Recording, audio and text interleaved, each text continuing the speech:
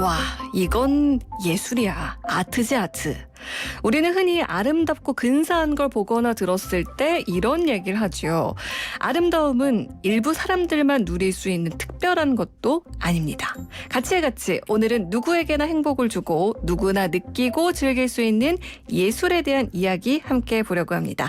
서울시립대 교수이자 한국장애인재단의 이성규 이사장님과 함께합니다. 이사장님 안녕하세요. 네, 안녕하세요. 네, 어제 4.15 총선. 네. 정말 소중한 한 표를 행사해야 하는 아주 중요한 날이었고 네. 또 이제 뭐 새벽에 결과가 접전 지역까지 예. 쭉 나오고 하면서 많은 분들이 개표 방송 보느라 밤에 잠을 못 잤다 하시는 분들도 지금 계세요. 예, 저도 눈이 좀 빨갛죠? 네. 이사장님도 당연히 뭐 한 표 행사하셨겠죠? 예. 뭐 매뉴얼대로 했습니다. 네. 소독도 하고 비닐장갑 끼고 또 그러면서 또 어떤 장애인 남편을 두신 어르신께서 네. 무슨 호소를 하는데도 그 직원들이 제대로 안 움직여서 제가 막 바람을 잡아서 사람들이 막 계속 모시고 와야죠 막 이래갖고 또 투표를 한 그런 보람도 있었고 네. 눈이 빨간 이유 중에 하나는 아까 예술 말씀하셨는데 그동안의 예술을 정말로 진행으로 실천하신 우리 조연재 아나운서님을 앞으로 혹시나 못 볼 수도 있겠다 싶은 슬픔 때문에 눈이 빨갛습니다 지금. 네. 아주 재치 있는 뭐라고 해야 돼? 거짓말. 하얀 아니에요, 거짓말 아니에요. 네. 전혀 아니에요.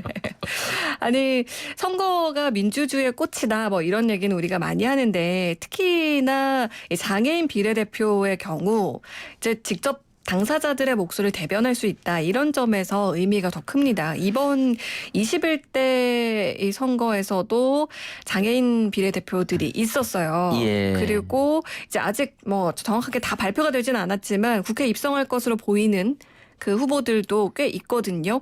네. 어떠세요? 좀 기대가 크시죠? 이 처음에 장애인계를 대변한다 해서 국회에 들어간 그 의원이 이제 네. 이성재 의원이라고 새정치국민회의 소속이었어요. 이게 1996년이었습니다. 15대 네. 때. 그 이후에 이제 여야가 공히 이제 장애인 대표성을 가진 분을 비례대표로 뽑자.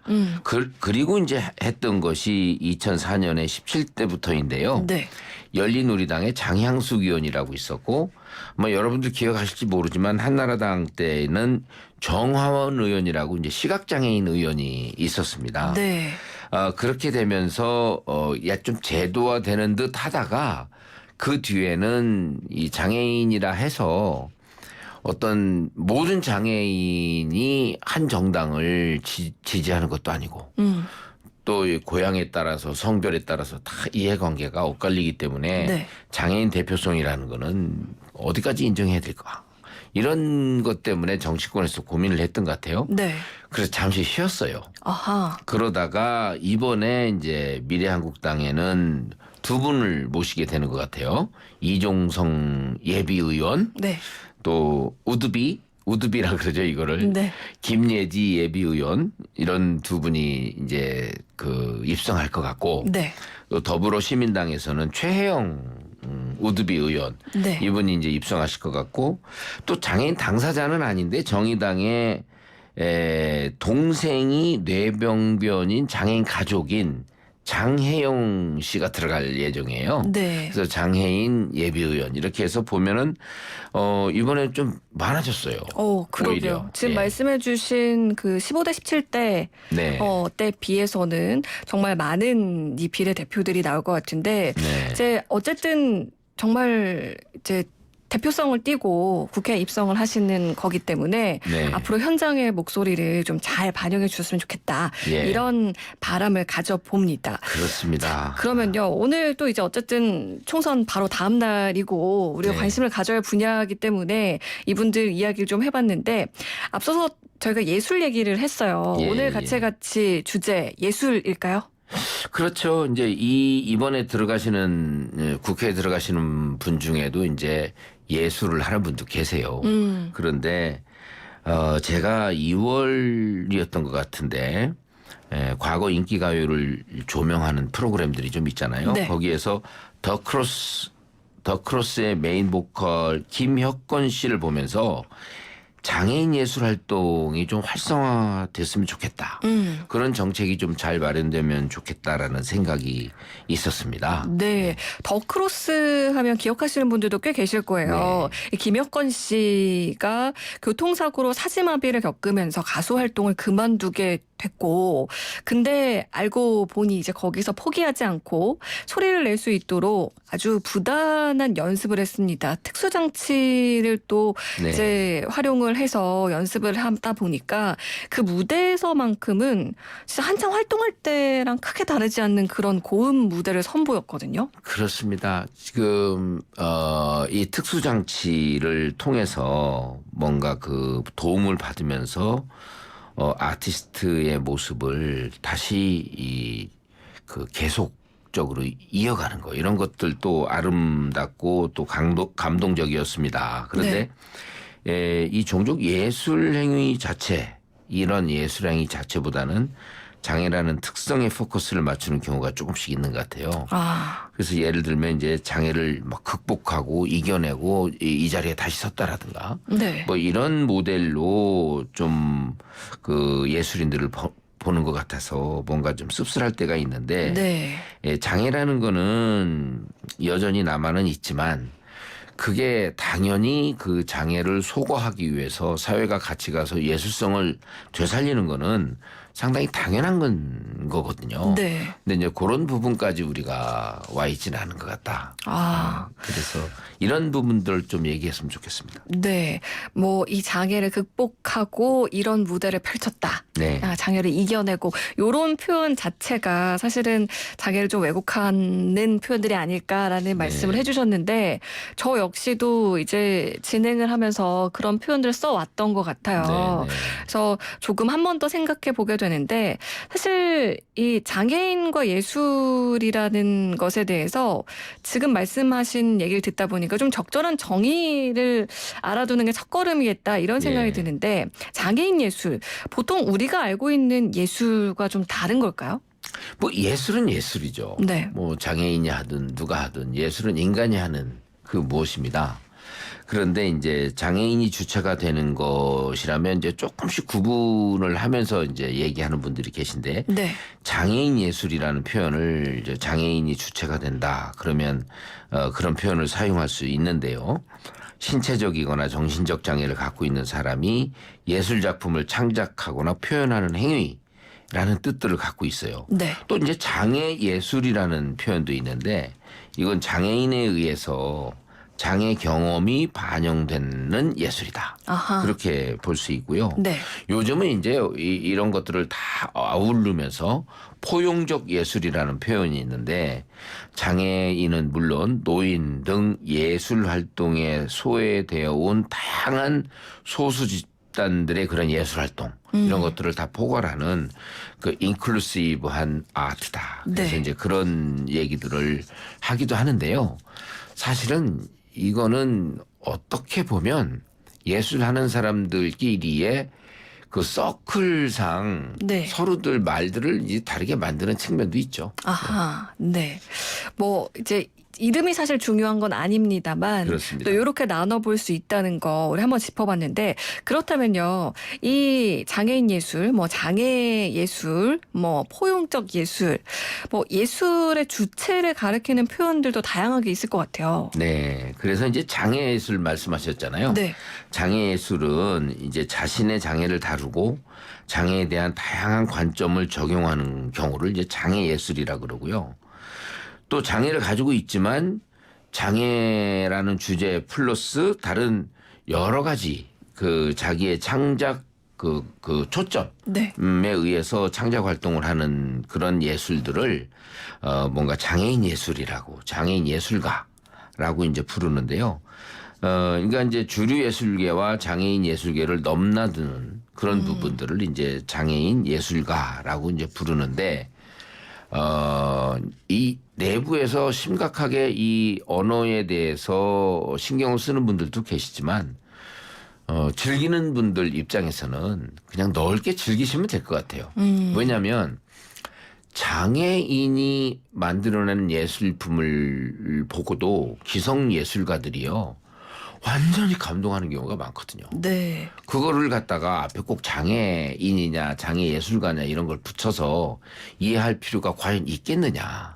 예, 그런 생각도 듭니다. 네, 사실 우리가 어떤 예술 작품을 감상할 때 네. 뭐 그림도 그렇고요. 어떤 음악도 그렇고요. 네. 그 작가에 대해서 정보를 모르고 감상하는 경우들도 많잖아요. 그렇습니다. 그러니까 먼저 작품으로서 우리가 이해를 예. 하고 그 다음에 뭐 작가나 아니면 예. 작품의 의도를 이렇게 알게 되는 경우도 있는데 말씀하신 것처럼 굳이 그렇게 앞에 타이틀을 붙이지 않는다면 예. 우리가 그냥 모르고 오히려 그렇죠. 편견 없이 다가갈 예. 수 있는 경우들도 많겠다라는 생각이 들어요. 그러니까 아니, 용어가 뭐 중요한 건 이 저기 아니겠죠.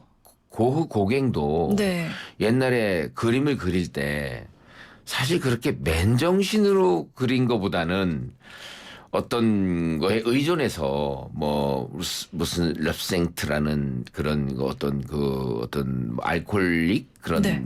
성분에 의존하면서 환각작용이 곁들여져서 명작이 나왔다. 그런 얘기도 많이 듣잖아요, 우리가. 그리고 그분들 나중에는 그 정도면은 뭐 신체적 장애가 생기기도 했고요. 거의 중독 내지는 그 알코올릭 네. 뭐 그런 장애가 있는 거잖아요. 그러니까 사실 그런 거보다는 작품에 그 집중해서 즐긴 다음에 네. 그 뒤에 나중에 이게 지적 발달 장애인 아무개가 그린 거라는데 기가 막히네. 이런 거 있고요. 우리나라도 보면 운보 선생님 있잖아요. 네. 김기창 화백.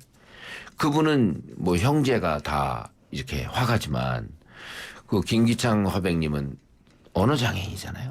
근데 그 명작을 남기시잖아요. 네. 근데 김기창 화백님이 언어 장애인인데 언어 장애인 작품이 이거다. 이렇게 얘기 안 하잖아요. 그렇죠. 그냥 일단 즐기고 향유하고 향수한 다음에 나중에 뒷얘기로 듣는 건 오케이.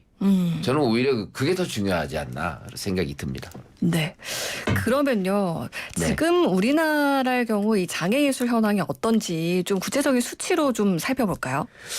그 한국 장애인문화예술원이라고 있어요. 이제 줄여서 장문원이라고 그러는데 네. 2018년에 발표한 그 자료가 있는데요. 거기에 따르면 우리나라 장애 예술인은 5,972명이다. 그러니까 약 6,000명쯤 되는 것 같아요. 네.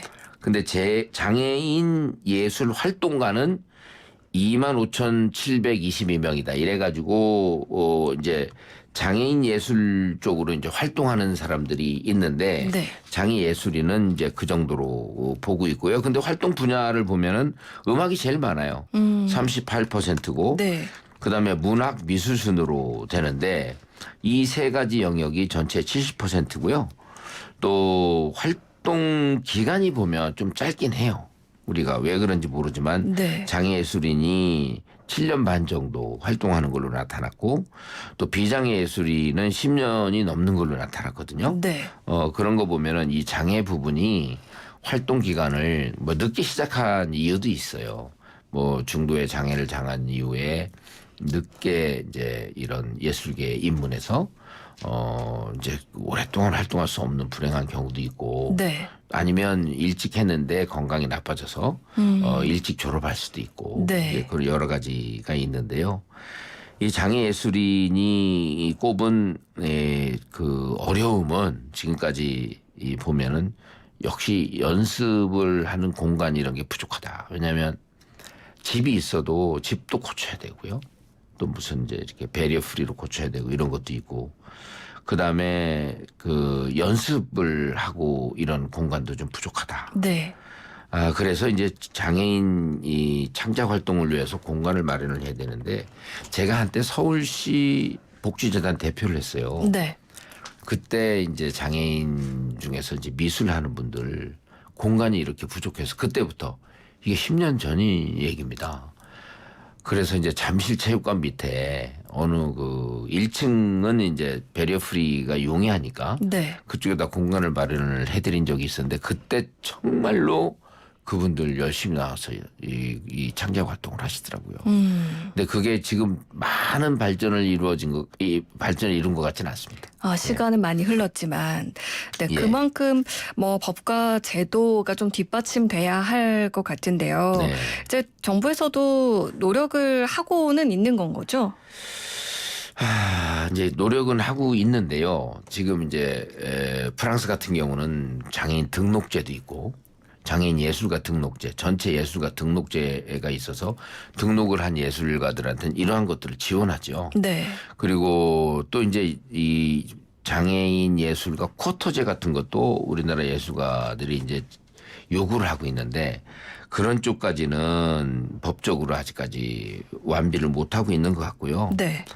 또 문화예술 발전을 위해서 창작을 하고 발표를 하고 뭐 교류를 하고 하는 부분들이 좀 필요하다 해서 이제 정부에서는 대학로에 보면은 한국 장애인 문화예술원이라는 게 있어요. 장문원이라 그래요. 네. 뭐 그게 있어서 나름대로 창작 활동을 좀 지원하고는 있습니다. 근데 아직까지 예산 규모도 작고 또 아직까지 이 전시 공간 이런 것도 마련이 안 돼 있고 그래서 늘 아쉬움이 있죠. 그래서 이제 장애인들은 그런 조그만 공간이 생겨놓으니까 가서 보고 더 큰 아쉬움을 느끼는 거죠. 이제 네. 그런 상태라고 볼 수 있습니다. 네. 오늘 장애인 예술에 대해서 좀 더 길게 얘기를 해보고 싶은데 시간이 벌써 네. 마칠 시간이 돼서요. 네. 오늘 이제 같이 마지막 시간이다라고 네. 저희가 사전 예고를 해드렸더니 청취자분들께서 많이 문자를 주셨어요. 그동안 아마 즐겁고. 조현지 아나운서 때문에 그럴 겁니다. 아니요. 이사장님 목소리 멋지신 이성규 교수님 그동안 즐겁고 유익한 정보 감사했습니다. 3370 청취자님 5014 청취자님 덕분에 몰랐던 이야기에 대해 알 수 있어서 정말 좋았어요 라고 하셨는데요. 이성규 이사장님 다가올 5월 3일 일요일부터 새 프로그램으로 또 청취자분들 만나 뵙게 됩니다. 이성규의 행복한 쉼표 잠시만요 라는 프로그램이고요. 매주 일요일 저녁 8시 20분부터 9시까지 방송됩니다. 그 프로그램도 기대 많이 해주시기 바랍니다. 같이 서울시립대 교수이자 한국장애인재단 이성규 이사장님과 함께했습니다. 이사장님 그동안 함께해 주셔서 정말 고맙습니다. 네, 감사합니다. 어쨌든 그 청취자 여러분님께서도 이런 그 제 부족한 말씀 들어주셔서 감사하고 조현지 아나운서께서는 그 새로운 만남이 있습니다. 이제 곧 따님을 출산하시는데 네. 우리 모두 조현지 아나운서님의 건강한 출산과 육아를 기원했으면 좋겠습니다. 네, 고맙습니다. 대단히 감사합니다.